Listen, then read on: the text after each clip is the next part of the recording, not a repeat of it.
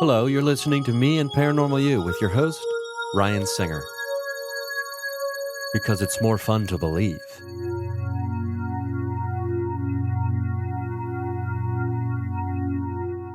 Hey, everybody. Thank you for listening to another experience of Me and Paranormal You. This is your buddy, Ryan Singer. I can already tell you we got a doozy today. I'm already sensing it. I'm sensing it. We've got doozy, we got doozy energy coming through. I've got Francis who is the curator at Curia Arcanum, House of Curiosities. I'm saying that right? Yes. Yes. And Austin, Texas, based out of Austin, right? Yes, sir. Can I say one thing like here at the top? Because of course you can say as many things as you want, Francis. Okay. And I want to throw this in now because I know that in the recording of the show and like folks listening to it will have just heard this phrase. And I love this. It's because it's more fun to believe. I love that because that in just that one statement encapsulates the whole thing.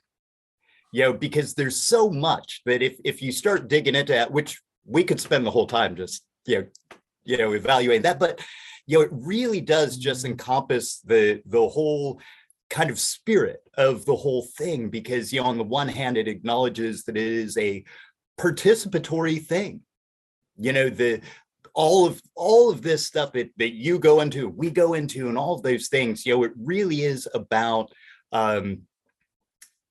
the relationship, the dynamic of it, the choice that's involved in it, that are you willing to, for that moment, suspend disbelief and just throw yourself right into it?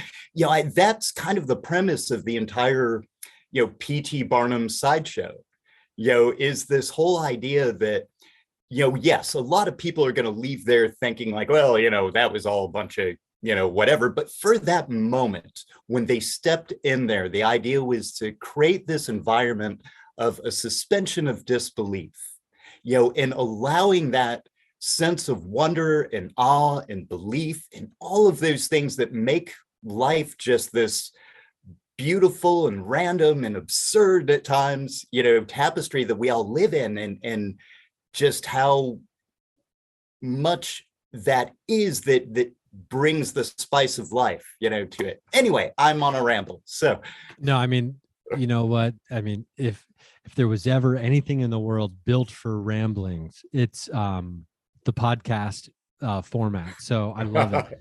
How are we not friends? How are we not friends already? I don't know. I have to say, after listening to some of your podcasts, after watching your comedy special, I do feel like I know you at this point. So it's one of those really weird, awkward things online that you can do. You can go and like find out all these things about people. So by the time you meet them, it's like, oh yeah, we're friends now. Yeah, well, I feel like you and I are friends now, and I love this conversation, how you've started it, because the participatory nature of these worlds that we occupy, which are, they definitely are basically two circles laid on top of one another when it comes to a Venn diagram. And it is such an important aspect, that participatory nature. And like the P.T. Barnum thing, we're talking about, being world builders, right? And what is life in the experience of whatever this consciousness is at its most fundamental level? What is it if not consciousness world building, or conscious world building for that matter, and making decisions about what we believe are in this world, and then very harsh decisions about what should be excluded from these worlds oftentimes, right? And I think many of us, myself included, can forget that we are actively participating, right? And just life in general, let alone these other conscious decisions about building specific worlds. Absolutely. And, it's whether we're conscious of it or not, it's something we're doing at every moment, every single day. with every situation that we find ourselves in, we're always making evaluations, assumptions, and predictions and everything else about what it is that we're doing, where it is that we're going. And we're constantly building that, not only for ourselves, but for others. I mean, the extreme cases, obviously, being people like P.T. Barnum, or even artists in general. If you think about it, it is the artist who is the world building. It is the artist who's dreaming up the world of tomorrow. And it doesn't matter even what that art expression is, whether it's painting or sculpture or dance or writing or comedy or anything else. These are all creating frameworks in which we see the world and experience it. And as the viewer of the art, we become a participant in that process. As the creator of the art, we're a participant as well. So it's the dynamic and the participatory aspect of it is just, for me, just a beautiful and awe-inspiring part of life, and this interactivity that we're always part of. 100%. I already see us in the future having a some kind of live panel show called, I just want to call it Building Worlds, or world building. Next time I'm in Austin, I have to connect you. I'd love that. I don't know if you've already been in connection with my buddy Torkel over at October Publishing Company. It's a small, they're like a private independent publishing company. They do anything. They do publications, they do t-shirts, all kinds of stuff. Anyway, he's an amazing person based in Austin. And we actually talked about me kind of coming and doing my own South by Southwest thing over at his studio. But maybe we got to get in front of this next year during South by Southwest. We're going to make something happen. Awesome. I would be honored. That would be incredible. So we'll have our own weird. We'll have our own weird esoteric South by happening. A sideshow, South by sideshow by Southwest. I love it. Anyway, okay, so I wanted to put that out there so I'd remember it. Mm-hmm. Speak it into existence, right? So it is really, really cool though when you remember that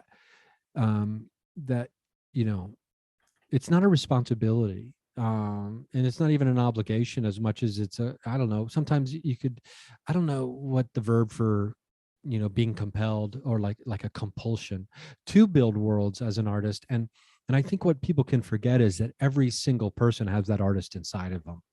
Right? Yes. One of the things that always gets me is when somebody creates something and then the next words out of their mouth are, "But I'm no artist." And because it's like, yes, you are. Everybody needs to be, and everybody is. And I think that's one of the things, because it's something that's innate within us to be compelled to express ourselves, not only ourselves, but that which is greater than ourselves, right? And however we perceive that, and how it is a very subjective thing, and that's a whole nother rabbit hole to go down, but absolutely, everybody is an artist. Everybody needs to have those outlets, to be able to express and to be able to connect. Because what is art other than, not only the expression, but also that means of connection? We're talking about building worlds, and it is because once it's expressed, then it becomes a participation. Then it becomes, a group endeavor at that point. Yeah. And I love that, because it's everything that I can express is a reflection of the collective consciousness and of the greater consciousness and the connectivity of everyone. And I used to tell my friends who would sometimes get jealous about comedians getting certain comedy specials, whatever, would be like, everybody's comedy special is my comedy special. Like, you know what I mean? That's the way I frame it in my mind. So it's like, yeah, I got another comedy special today. But getting to we're talking about rabbit holes here, mm-hmm. which, I'd love to just go down a specific rabbit hole. And who knows, maybe we will, like you just referenced. When it comes to the different techniques of world building and, of creating realities and expressing what is inside of us, there's all kinds of different ways to do it, right? Mhm. And I guess what I'm curious about learning here today, right now, at least in this moment, is the world that you've chosen and the way, the technique that you've chosen to express. Tell me about this, and tell me about where it comes from, if you're even able to pinpoint it. Thanks for asking. It is really interesting. I mean, there's a lot of different answers I could give, and there's a lot of different answers I have given. But at its core, what I really wanted to do more than anything, and there's a few different explanations, I guess. On one hand, it's totally self-serving. It's totally like something I wanted to do. Like for me, one of the things I always loved when I was, growing up, and you read these fantasy tales of the protagonist going into a quirky shop, and then the adventure begins, right? They're set out on the quest, whether it's Never-Ending Story or, any of the other, tales where, the protagonist comes in and they're off on the magical adventure, right? And I always loved those stories, but the place didn't exist, except for in those stories. So I was like, you know what? I'm going to build that. I'm going to make that. If for nobody else other than myself, I want this place to exist. So that was part of it. But I think, for me, another big part of it is, I think imagination gets criminally overlooked, and very, very undervalued. Because when we think of imagination, far too often it gets categorized as, oh, it's fantasy, it's not real, it's none of those things. It's something you do as a small child when you're daydreaming or playing or, drawing with crayons. And, but then you grow up and you become an adult, and, then you have to, maybe you pull out the imagination sometimes when you're trying to figure out what stocks to invest in. But outside of that, it's not practical, right? And I think imagination gets downplayed far too often.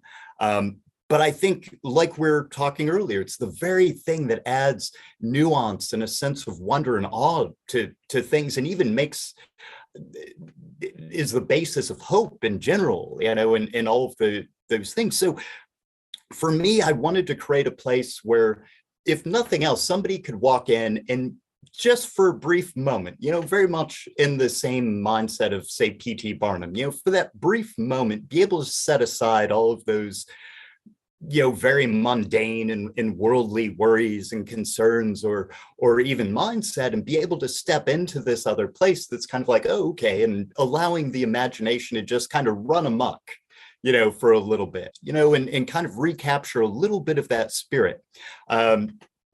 If there's one thing I think that we lose far too often as we get older, is that sense of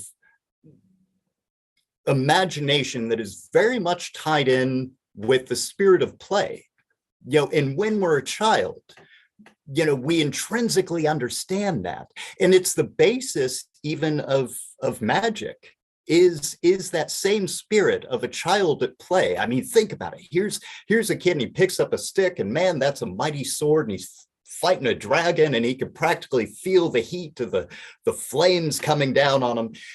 But also as a child, they know, okay, and now the play is over, and I'm back into the world. But for that moment, that was existence. That was the world they were living in. And that was imagination. That was the spirit of play. And I think it's very unfortunate that as we get older, we're almost instructed to put that aside, that sense of immersing yourself into that imaginative state, or unfortunately, the inverse of what happens sometimes is people get trapped there. But sometimes, there's that happy medium, which is allowing yourself to just delve right in for that period of time, because it's also not only building and exercising that faculty, right?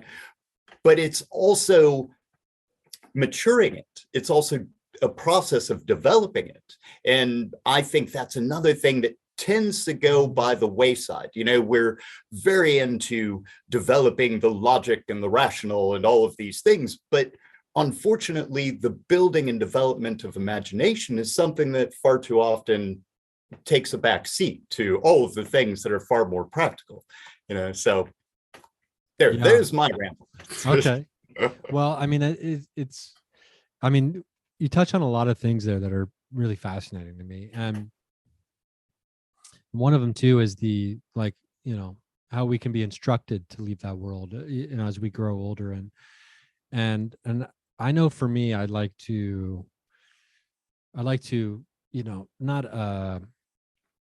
assign blame, but like I have to be aware that I have signed off on acquiescing some of that imaginative power. At some point I can't just be like, oh, the world took it from me, as much as, no, I agreed to shelf a lot of it, maybe when I was younger, or I've always been kind of a weirdo, so maybe not as much as maybe somebody else, but I think the artist manages to keep that spirit alive, and you've definitely proven that you do and have. So yeah, and it is a choice, and I think I have this conversation a lot with my friends are who are all in creative, or my creative field friends, where you really do feel you're playing by a different set of rules in the world, and you oftentimes feel harsh judgment from people who decided to go with the flow of society, and put the imagination on the shelf, and be a grown-up and do grown-up things, and like grown-up stuff, and talk about grown-up topics. And you can feel that judgment when you are not checking the boxes that you're supposed to have checked by a certain age, especially. And hopefully we don't let that affect us. But what I'm thinking about here is specifically with what you've built is, and I love that you use the Never Ending Story. That's my number one all time. Oh, and it's so good. best. Have you read the book? Yes, I read the book when I was in a clinical trial for an experimental drug. Oh my God! What a perfect time to read, right? Yeah, and you know how the movie is just the first half. Oh, of the book. The whole second half is an alchemical allegory. Oh, okay. That is just gorgeous. About getting drunk with power. Yeah, well, that in itself, absolutely, because you're right. He goes into the story, and spoilers, but he goes in and kind of goes a little to the dark side. When he does that, it's kind of that, oh, now look at what I can do. All right. But yeah. Oh, sorry. I didn't mean to cut you off there. No, it's okay. It's I love looking at people's faces when I tell them that Bastian kills Atreyu, and they're like, what? And I'm like, yeah, he just gets kind of drunk with, a very basic boiling down of the second half of that book. I mean, how dark it gets. Mm-hmm. I mean, the movie itself is incredibly dark, as well, with the undertones, but in the messaging, in my opinion. But the fact that he kills Atreyu, the purple buffalo hunter, and the Orin, now he can just wish for anything he wants. I'm just like, you got to read the book. I mean, if you love the movie as much as we obviously do, you definitely have to read the book.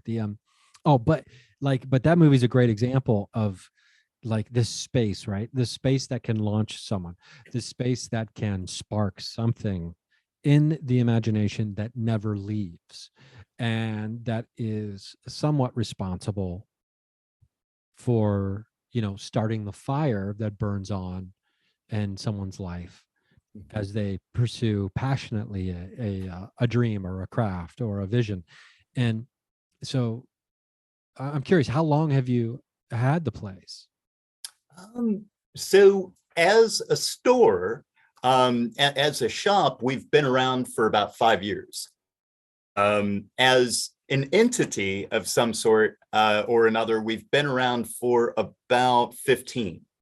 Okay. Explain that to me a little bit. I'm imagining Okay. pop-ups at like Well, festivals or things like that, maybe, or a traveling situation, or so there were pop-ups, like we did do pop-ups at events and things like that, but it goes back to, so the full name of the shop is Curia Arcanum's House of Curiosities. House of Curiosities is the shop entity. Curia Arcanum is more the umbrella, I guess you could say. Really quick, Curia Arcanum, to define it, a curia comes from Latin, it comes from Rome, ancient Rome, where basically a curia initially was meant to describe your non-blood family, right? So these were your other, like, close people. And then over the years, of course, it became known as most generically a gathering of people to discuss whatever the issue at hand was. And then, of course, Arcanum or Arcana being the mysteries or the secrets, and together you'd have like the Council of Mysteries or something like that. But it actually originally was coined to be a name for basically kind of a mystic esoteric study group of a bunch of friends that we had. And we would do things like, one day we'd be kind of a book club where we just recommend, oh yeah, I was reading this, check this out. Oh yeah, well, that sounds a lot like this, you should read that. We went out and, joined different like magical orders and things like that, for years and years. And then through that time, I was actually working on initially a tarot deck, but I had studied tarot for years, and everything that I was drawing or illustrating ended up being very much a throwback of like the Rider-Waite typical archetypes you'd see in tarot decks. So I decided, you know what, I'm going with cartomancy. Because cartomancy is just regular playing cards, no pictorial language. So, I didn't feel like I was bastardizing anything, in the process of rearranging the imagery. There was none, so I could have free reign at it. So I ended up making a card deck out of that. Well, the group proper that we were during that period of time, over time just disbanded and everybody kind of moved away and did their own thing. But I had this card deck, that I had. So I would go out and I'd do readings, and I also did a lot of painting and illustrating. I was doing art shows, and some of them I would just hang up the original illustrations of the cards and things like that. And things just kind of grew, over time. It started participating in different markets and fairs and things like that, doing readings. I'd look around, other people had products, thought, well, that's a good idea, I should too, and started adding other products to my table. And next thing I know, I'm in a 2-story shop. So that's awesome. That's so cool. I really want to see this deck. So I love cartomancy, and the oh man, of all the decks I have, I got like, you can kind of, well, you can see, I mean, the listeners can't see, but I'm going to point, let me see if I can point to it here. Well, send me your address and I'll mail you a deck. See right there where my pen is pointing, that very top shelf closest to the door? Yes. That's a stack of like just 6 playing card decks. And then next to it, it's out of shot, is the 4 or 5 different tarot decks I have. Anyway, well, Very no, cool. I'll definitely do that, because do you sell the deck? I do. Mm-hmm. Okay. Yeah, I sell the deck. There's classes that go with it and the whole thing. It's funny, the classes came out of actually a necessity. I was approached a few years ago by the Zach Theater here in town, that the local theater. They were doing a production of Dracula. They wanted to have readings in the lobbies, and they came up to me and were basically like, look, so this is what we want to do. We want to have 2 readers in the lobby for every show. The run is a month and a half. Can you do it? And of course, I'm shaking my head, absolutely, no problem. In the back of my mind, I'm thinking, what the fuck am I going to do? But thank God. Yeah. So we had 1 month. We had 1 month basically to get about, a dozen people, trained up really quick. And thank God, everybody that showed up, and really, really shined. One of the things that I really try to focus on in my approach, and especially I whether it's reading cards in cartomancy or even a magical practice, is very much about the art of it, meaning my goal is to make it so that you forget everything I said. So it does not matter. It is yours. So I'm not trying to get anybody to read like me. I want people to read like them, finding their own voice in the art, through experimenting and in the process of learning. So everybody that was involved really showed up in that initial push, and they did a wonderful job. So just kind of took that and now have that as a textbook of sorts, I guess. That's that awesome. can come with it. Oh, hell yeah. Let's take a quick break here. I'm going to drop in some commercials. And just as a reminder for people listening, you can go to the patreon.com/Ryan Singer website address, and you can get all episodes and interviews commercial free. So capitalism be damned. Or at least when it comes to commercial capitalism. You don't have to worry about commercials. Patreon.com/Ryan Singer. I also put up episode 3 of The Bridge for patrons only. Episode 3 of the documentary series is over there right now. That's not going to come out until episodes 4 and 5 are done. Probably so in another month or so from now. So yeah, check that out. And we'll be right back. Me and my buddy Francis are talking all things world building, esoteric, magical, and curious, and more. We'll be right back. And we are back. Wow. Okay. So Francis, we're getting into it over here, and I love this. So we've got the shop. We've got, I'm really excited to see this deck you're talking about, and the deck is for sale at the website, right? It is. Okay, so that's curiaarcanum.com, if I'm not mistaken. Curiaarcanum.com, I think, has a link that'll redirect you to like the e-commerce site. houseofcuriosities.com goes there as well. Oh, okay. Cool. Either one. Cool.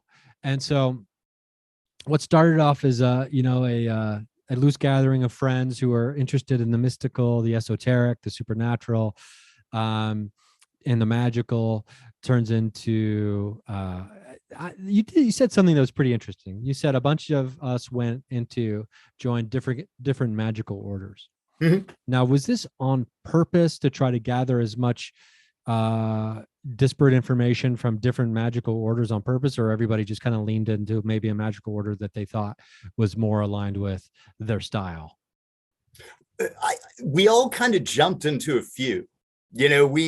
Some of them were online, some of them were in person, so it allowed a different mixture of things. I think more than anything, especially during that period of time, it was just a mystical exploration. It didn't matter if it was from, an official, magical order, or, if it was from a book, or even if it was the study of different works of art, or even cryptozoology or sideshow phenomena, or any of those things. It was, I think, and it's funny how in hindsight, you can look at it and think like, oh yeah, that's how this whole thing lined up. But honestly, at the moment, it just was more like, because let me put it this way. I think artists at their core are experimenters, are explorers, because what are we all doing other than just exploring different avenues and experimenting with different things and seeing what happens and where it leads, and I think more than anything, that's what we were doing. And again, not to beat a dead horse on this, but returning to the idea of imagination and the role that imagination plays in this, and just how valuable that really is. Is it okay if I go off on a ramble for just a couple minutes? I would encourage it. Okay, cool.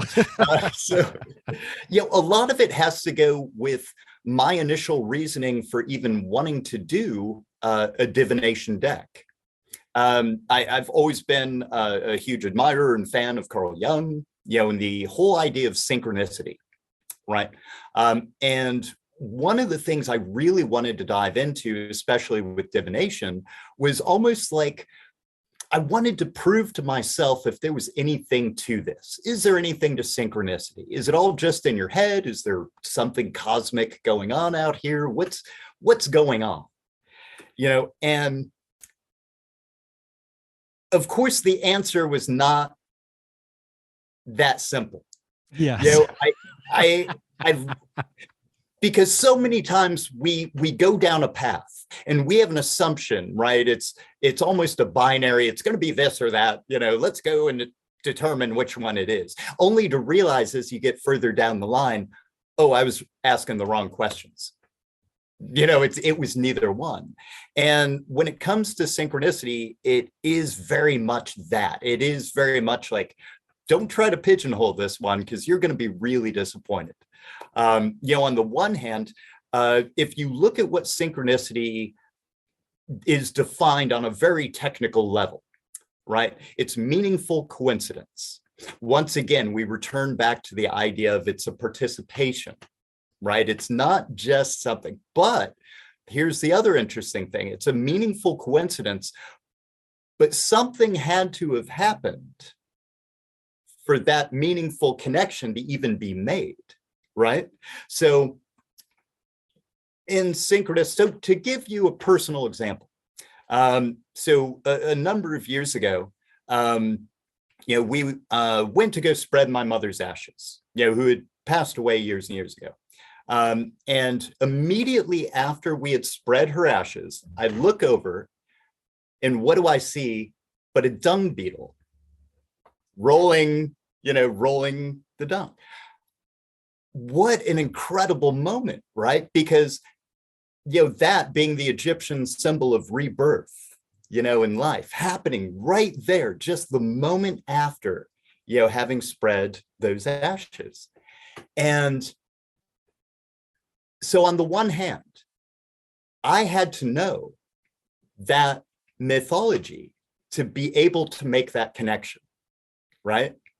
So meaningful coincidence. It had to be meaningful to me. It was a subjective connection. But on the other hand, that happened.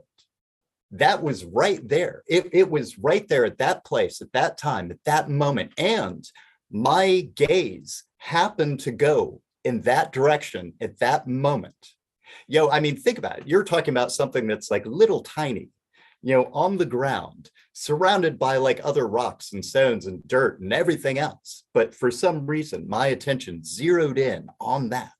So it's a little bit of column A, it's a little bit of column B. Is it all in your head? Is there something mystical going on? Yes. Yeah, but it requires really both. Cool. It requires really cool. Both. Yeah, it requires the participation. And like you said, I'm glad that's a great example, because for a meaningful coincidence to occur, one has to be paying attention to things that occurred in their life previously, right? And in this example, it would be learning and understanding the mythology, and paying attention to it, and then to where it still actively resonates in your mind when you can see it happen. A friend of mine and I were having dinner at a diner a few weeks ago, and I love just a late night diner. I mean, it's just like, it's where, if I could choose a place to die, right? Mm-hmm. It's in a booth at a late night diner, 1 a.m. Yeah, absolutely. Like a Tuesday or something, right? And we were talking about synchronicity, and he's talking about, because you're talking about, asking the questions, realizing you weren't asking. Later you realize, I wasn't asking the right questions the whole time, right? And in our conversation was about that, because he had some really intense synchronicity things happening in his life that were actually really affecting his life in some positive and some negative ways. And I was like, I don't know, when I think of synchronicity, I feel like the universe shows up at your door with a cake, right? And it's a delicious cake. And instead of just eating the cake, you're like, well, how'd you make the cake? Or like, what's in the cake? Like, where's the flour from? And how'd you get the flour? And how did you cook it? And what was the process? And it's like, no, just eat your fucking cake, right? And instead of asking questions about the cake. And it also reminds me of like the universe has so, because I do fully believe that all 11 plus billion people on this planet can live a life of, meaningful coincidences and have synchronicity take place, and the complexity of that, and the hyper intelligent nature of the connectivity for the universe to be able to pull something like that off for so many people. It just kind of shows you how complex and how beautiful it is, and how everyone's allowed to have their own like private show. Like the universe is giving all of us a private show to entertain us, if we're willing to put the coin in the booth and have the thing pop up. But did you grow up in Texas? Are you from where you live? Because you're the ship. I'm sorry, I got a little bit of a weird connection. Oh, because you're based in Austin, right? The shop's in Austin, right? Did you grow up there? Right. Have you spent your whole life in Texas? Oh no, I moved around a little bit when I was a kid. Born in Alexandria, Virginia, moved to the outskirts of Chicago, the outskirts of Cleveland, even spent my formative years in El Paso, of all places. Oh, okay. So you're a traveler. You're a traveler. So you've had a lot of you've had varied experiences. So so you moved around a good amount, and I'm curious if did that lead to, did you have an easy time fitting in? Or I'm curious if like the seeking nature that you have sometimes speaks to someone who's kind of on the outskirts and is developing a very interesting personality and life for themselves, because they're not consumed with all the mainstream bullshit that's happening for people who kind of grow up one place and they're there until they go to college, right? And have a very comfortable cocoon kind of existence. Oh yeah, I was a weirdo as a kid. I was a weirdo. But here's the funny thing. So, as a kid, and especially going into like those junior high years, which are the most critical, judgmental, terrible time. Well, maybe not for everybody, but for a weirdo it is. But during those periods of time, like I'm looking at the other kids, I'm looking at what they wear, I'm looking at what they're into, and I just want to blend in like wallpaper. I just, during that period of time, I just don't want to bring any attention to myself. So I buy all the right clothes, I do all the things, and for some reason it instantly makes me a pariah. It just makes me stand out that much more. I think when you're somewhat eccentric and you try to blend in, it just comes off really awkward. And that did. So by the time I get into high school, I'm like, well, you know what? People are going to make fun. People are going to, be critical. People are going to be all these things. So you know what? I'm going to go for broke. I'm just going to do whatever the heck I want, because there's no pleasing some people anyway, so you might as well have fun while you do it. And that really shifted everything for me. And I guess at that point there was just no turning back. Yeah, and I get the sense that maybe you realize like, oh, it's fun to be me. So and I think yes, there. Yes. Yeah, because I mean, it takes some of us a lot longer than we'd like to lean into just like feeling comfortable being ourselves, and which is unfortunate, but I think we all have our own path and our journey, and hopefully we get there. But I'm trying to figure out, and I was going to try to hazard a guess. I don't think I can. I don't think I can pinpoint it, but I was trying to, what I was going to try to guess was like which type of esoteric or magical system that most resonated with you specifically. And I was going to go, but it feels like kind of a cop-out answer. I was going to go chaos magic, but how about I just have you tell me? So on that topic, I have to say, so in your special, you mentioned your fondness of chaos magic. And then at the very end of the special, you do this exercise that is so much a chaos magic exercise, which is Wait, we're giving away secrets now. No, Sorry. keep going. But I saw that, and I'm watching this, and I'm watching this special, and the whole thought process unravel as you're doing it. And I got to tell you, I got such a kick out of that, because not only was that like chaos magic, but it was Zen. It was all of these, like it was a Zen koan in itself, because what are you trying to do but exhaust the rational mind, so that the rational mind just goes, all right, I got nothing on that anymore. And it just lets whatever it is flow and come out. And the way that you did that, and the way that you showed the progression of that was just, you nailed it. That was just so beautiful. I mean, I'd be lying if I said that was I was making a joke a minute ago, but I'd be lying if I said that was like something that was like purposeful and that was on the forefront of my mind regarding, is it my mind or is it my brain? That bit, How to Get High Without Drugs, I think is the name of it. Yeah. Or I should know, I think is the name of it. It's like, I know the name of it. It's my bit, but yeah, I'm like, what did he call it? Oh, well, you mean me? What did I call that? That is interesting though, because it is about the exhausting of the rational mind. That's it. I've never thought of that phrase before regarding, just magic in general, magical practice, and letting the thing just be taken care of by the, having it, bury it, get it into the subconscious, and then let the universe take the wheels, so to speak.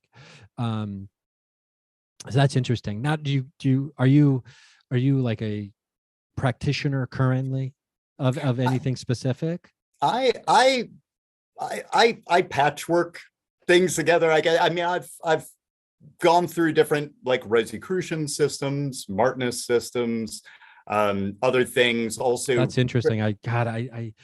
I never would have, when I was thinking about guessing, I never would have guessed in the Rosicrucian system. That's really fascinating, because I was hyper fascinated with the Rosicrucians there for a hot minute there. So, oh man, don't get me started. No. Okay. Oh well, that's a whole nother episode potentially. Yeah. But so the Rosicrucian systems, the Martin systems, where else were you headed? You kind of I like the patch idea. A lot of Eastern beliefs. I have a very, very strong leaning towards Taoism, and especially a lot of the internal art practices like Tai Chi, Nigong, Qigong, a lot of those as well. In a sense, I practice all of those, it to some degree or another. Here's, I think one of the things when looking at spirituality and religion and all of these things, if there's one thing they all agree on, and there seems to only be one. No, but if there is one thing they all agree on, is that whatever the source of all of this is, it's ineffable. The moment that you try to codify it, the moment that you try to portray it, the moment that you try to describe it, you missed it. And I think just the very first lines of the Tao Te Ching sum it up perfectly. The Tao that can be told is not the eternal Tao. The name that can be named is not the eternal name. The named is the mother of the 10,000 things.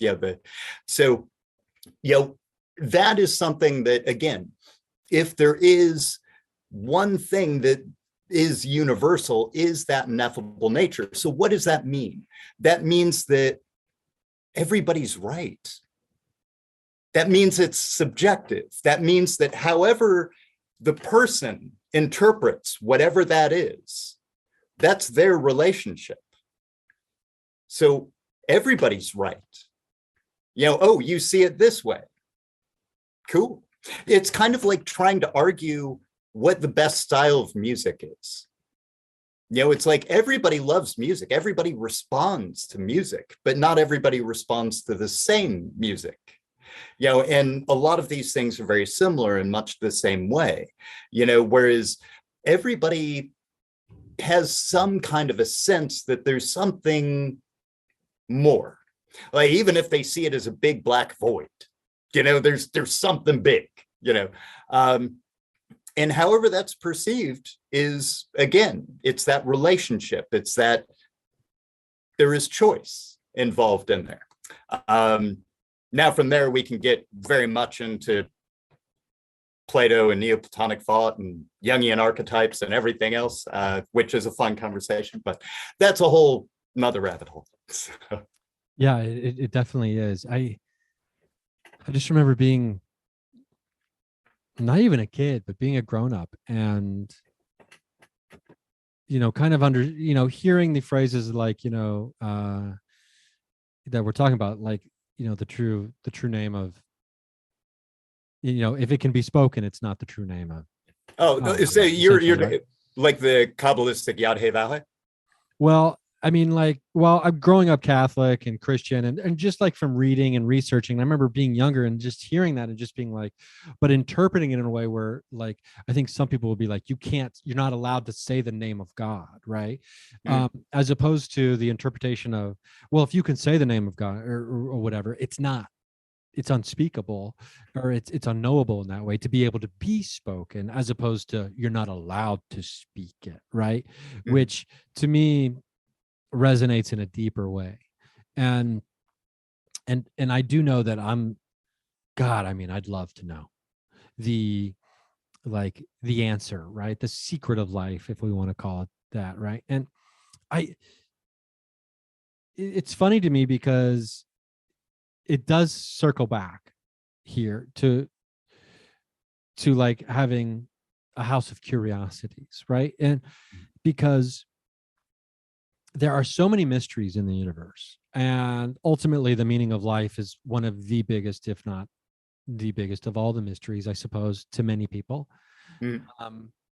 But when you can see things or experience things by participating, like we talked about at the beginning, I think it opens us up and reminds us of how beautiful it is to be unable to know.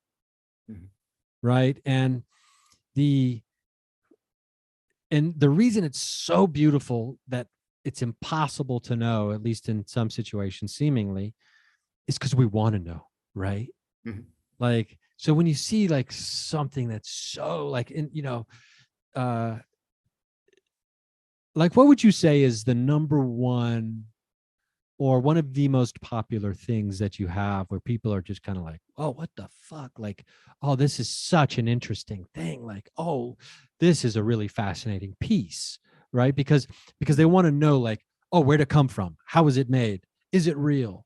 But at the same time, wanting those answers is the enjoyment of it and knowing that you probably won't get them. Does that make sense? It does. And it's absolutely so true, because I think, especially,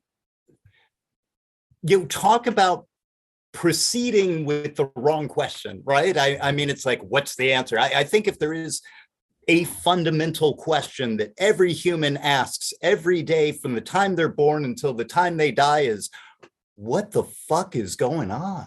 I think that's, and if it's not that, it's why the fuck is going on? There you go. Right? Why and what the fuck is happening?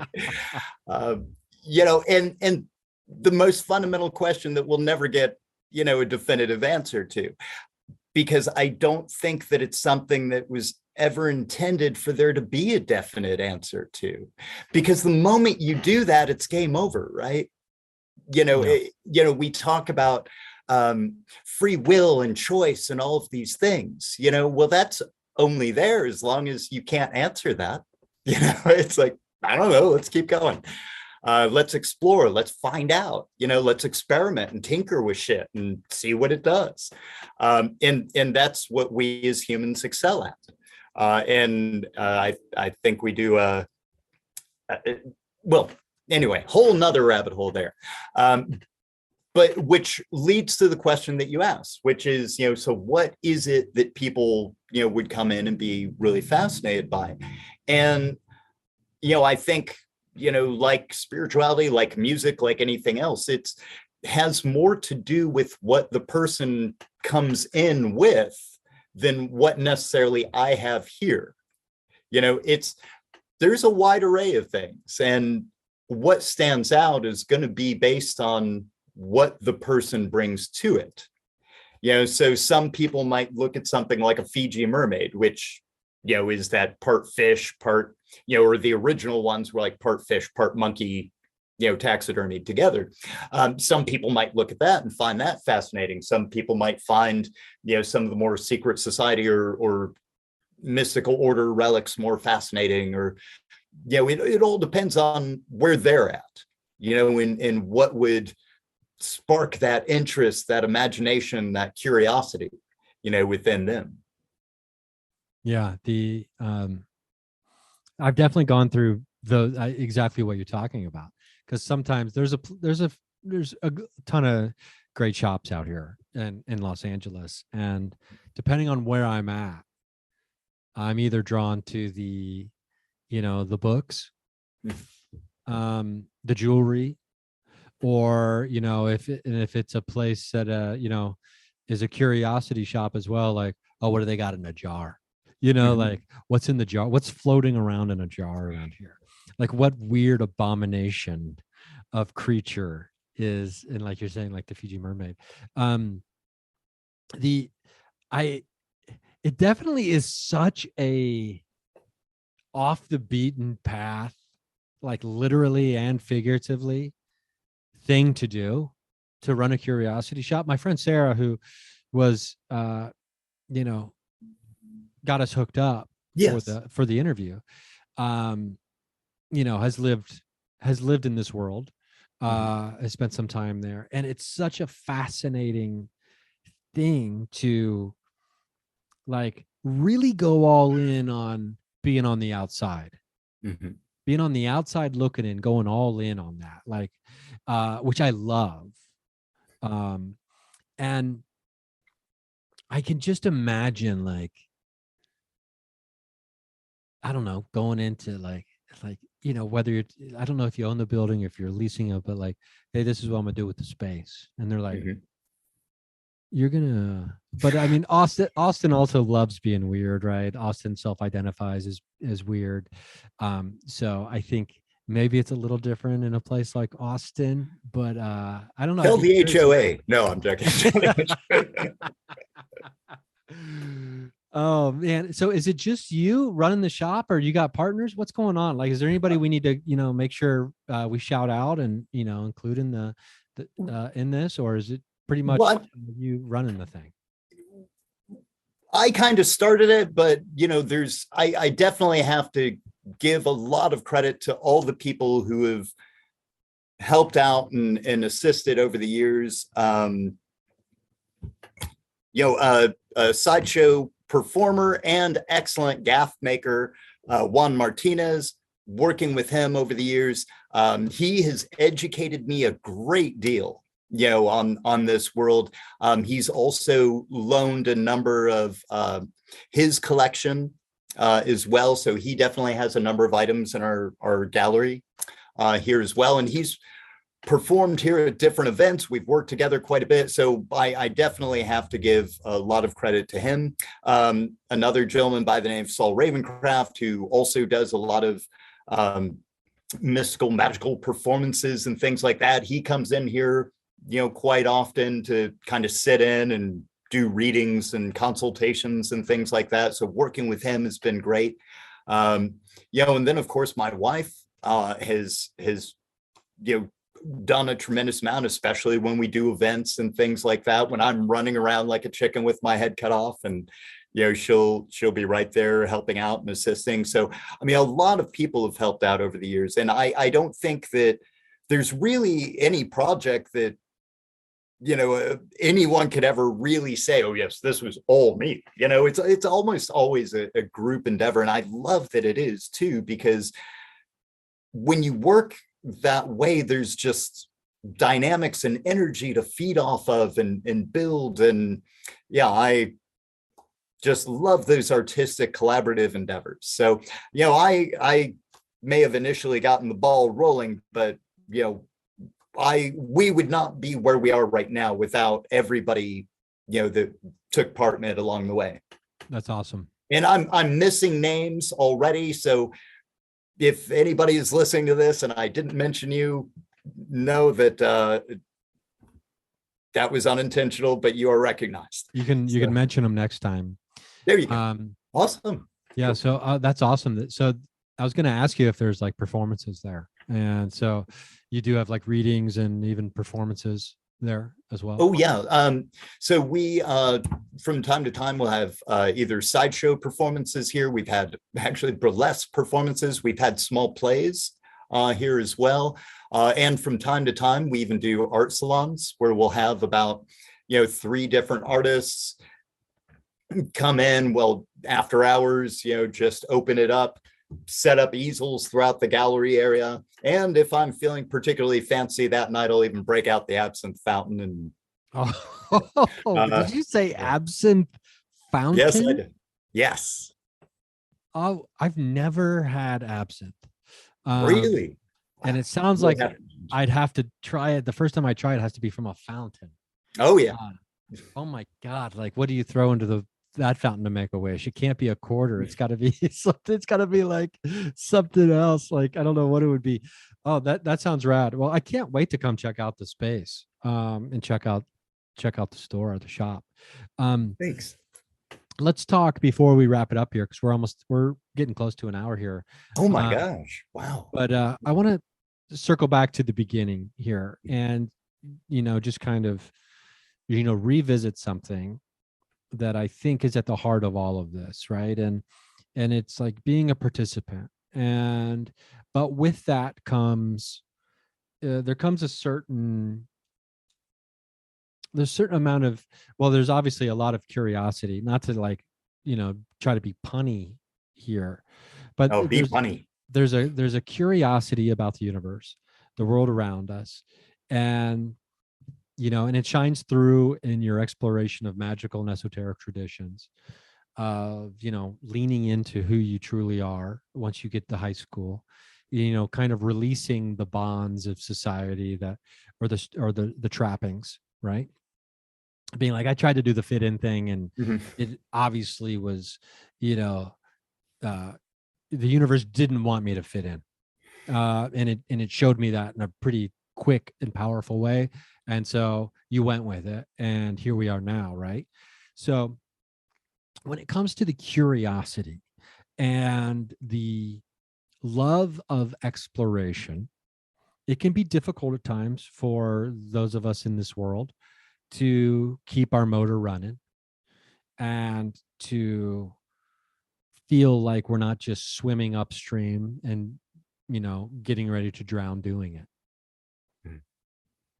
What are some things you do to reinforce, or do you find yourself needing to? And I think having a good support system obviously is the number one thing, but how do you keep the swim going and the curiosity high? You always have to have something in the future that you're excited about, looking forward to, and working towards. That, I think, if there's any, and it has to be, your excitement for it has to be greater than the pressures of life that are pushing against you in the other direction. And that is another crucial area where imagination comes in, because there's nothing that we do that imagination isn't playing a part. We're imagining what it is that we're going to cook for breakfast, just the thought of it, and bacon and eggs making you salivate, it's all happening up here, and that's where the genesis of it is. That's where it gets started. And I think the first step is recognizing that imagination is a faculty that is just as important as the rational. If you live a life that is solely just the rational, it becomes very mundane, becomes very humdrum, becomes very routine. But if you allow it to be balanced with imagination, you start to get these moments that are like little bolts of lightning appearing in your life. These little moments of inspiration, these moments where you're just in awe of maybe some of the most small, trivial things, but allowing yourself those moments where they do that. And then from there, recognizing what is it that you're really passionate about, and then focusing and channeling that imagination into something, into an endeavor, that propels you towards it. And always having something there in the future on the horizon that you're building and creating. We were talking about world building. Well, it's that, in this case, it's the world that you're creating, that you're living in, and allowing yourself to do that and just keep putting something there and letting that propel you almost like an anchor into the future that's propelling you into it and allowing you to move closer towards it. Well, that's beautiful. I love that. I get a visual image of, the individual swimming kind of upstream against current. And then the imagination is like a large, like griffin or something that kind of comes down and like grips like your shirt or blouse or whatever that you're swimming in, and kind of helping you swim upstream and making it so much easier, and seemingly not even a contest at that point. And that's a beautiful analogy right there. That's a beautiful way of looking at it. Yeah. And it's like taking those moments, like you said, like, admiring the beauty of these moments, right? The thing that flashed in my mind too was like, oh, I remember when I was like, God, 12 years ago, I was on mushrooms in a state park in Maryland and couldn't stop staring at a centipede. But what a beautiful moment that was, where I was just fascinated by the centipede, just like a millipede maybe, or the really big ones. Anyway, yeah. So you guys are on, the shop's on Instagram. Yes. Right. Mm-hmm. Let's let everybody know where they can find you. Let's do that business real quick as we wrap this up. Okay, well, as you said before, the website, curiaarcanum.com or houseofcuriosities.com, on Facebook and Instagram. Just look for Curia Arcanum, and we may have to write that out or something, because I'll put that in the note. It's Curia is and then ARC, like arc anum. So for people. And do you have any like special events or anything coming up soon that you want to let people know about coming up in like May? Or we don't have any coming up in May. We do have one in July, and we're finalizing one that should be happening in June. Keep your eyes peeled. Okay. Have you ever done a comedy show inside in the space? No, but man, it would be an honor. Man, that could be fun. I've got this idea. I'm tentatively calling it, I don't even know if I should say the name, but I'm tentatively calling it the Paranormal Circus. Oh, I love it. And it's like a live paranormal comedy variety show that I'm going to try to experiment with this year. And if I can have enough time to put the work in to do it. Comedy, storytelling, presentation of evidence, etc. A kind of variety show, but I think the Paranormal Circus is a fun name, but this sounds like it might be a fun place to try it. It would be an honor. It truly. Well, we'll be in touch about that, because it's been way too long since I've been to Austin. I love that fucking city. And I got friends there I need to come see. Now that we're friends, you're on that list. I look forward to, online looking at the photos, like I'm on the website right now. This place looks rad. Thank you. This place looks really awesome. So if you're in Austin or anywhere close, if you live in Texas, which is a large state, you got to check it out. You got to get to Austin on South Congress Avenue. So people in Austin know where that is. Yeah. It's one of the major roads. Yep. I love the quote too. And I'm just now seeing this. And it played so heavy into our chat. Imagination is the only weapon in the war against reality. Yes. Love that. Francis, this was awesome. Thank you, man. This was great. We're going to have to do this again. And even, and if I'm traveling through the area later this year, which I might be, I'll reach out to you and just let you know. I got to come by the shop. Cool. Please do. That'd be great. And we got to revisit this conversation, and we got to go down some more rabbit holes together. Oh yeah. Anytime. If there's one thing I can do is ramble. Well, you're made for this. You're made for this, my friend. And just as a reminder, everybody can you can get commercial-free episodes. Patreon.com/Ryan Singer, RyanSingerComedy.com/tour. I've got tour dates popping up for this summer. My website is currently down as I write this. I have to handle that as soon as we're done here. I have to get on the phone with GoDaddy, figure out what happened, but that'll be taken care of. Check the website, RyanSingerComedy.com. Hopefully to see you at a live show this summer. If I don't, I'll see you at the watering hole on the astral plane. And Francis, thank you again for a wonderful chat. I knew this was going to be a doozy. I mean, I just knew it.